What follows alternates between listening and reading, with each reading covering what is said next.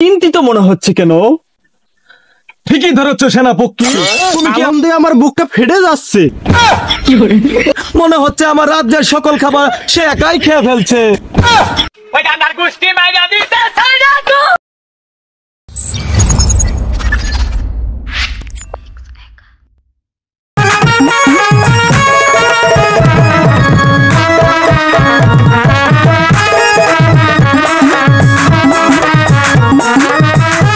জাহাপনা, আপনাকে আজকে এত চিন্তিত মনে হচ্ছে কেন? ঠিকই ধরেছ সেনাপতি, তুমি কি আমাদের গুরুর ভবিষ্যৎবাণীর কথা শোনো নাই? আমার রাজ্যে নাকি দুর্ভিক্ষ দেখা দিবে, সেই টেনশনে আমার দুদিন থেকে খাওয়া দাওয়া সব বন্ধ হয়ে গেছে সেনাপতি। মহারাজ, আপনি এত চিন্তিত হবেন না। আপনি তো চিন্তা করতে করতে অসুস্থ হয়ে পড়বেন। মহারাজ, আপনার চেহারার দিকে দেখলে আমার অনেক মায়া হচ্ছে। আনন্দে আমার বুকটা ফেটে যাচ্ছে। সিপাহী, তুমি এটা কি বললে? তোমার এত বড় স্পর্ধা কিভাবে হয় সিপাহী? না মানে মহারাজ, চামড়ার মুখ তো পল্টে গেছে, কষ্টে আমার বুকটা ফেটে যাচ্ছে।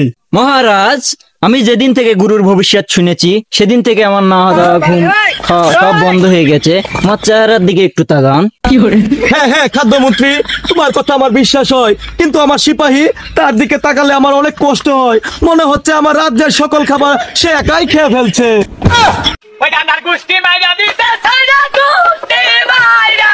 মহারাজ, আপনি আমাকে এভাবে মিথ্যা অপবাদ দিবেন না। আমিও অনেক দিন ধরে অনাহারে আছি। আমি মিথ্যাবাদী? তোমাকে দেখলে মনে হয় তুমি কিছুক্ষণ আগে খাওয়া দাওয়া করে রাজপাশে থেকে ঢুকেছো, চার সেখানে আমি রাজা হয়ে এখনো না খেয়ে আছি। পানি পানি পানি পানি। রাজা মশাই, আপনি আমাকে মিথ্যা অপবাদ দিলেন। এখন তো দেখছি আপনি মিথ্যাবাদী, আপনি খেয়ে এসেছেন। না মানে সিপাহী, আমি তো অনেকদিন থেকে না খাওয়া, অনেকদিন ধরে খাই না, আজকে হঠাৎ করে খাইছি তো আমার চাপ দিয়েছে সেনাপতি। তোমরা থাকো, তুমি একটু রাজ্যটা সামলাও সেনাপতি।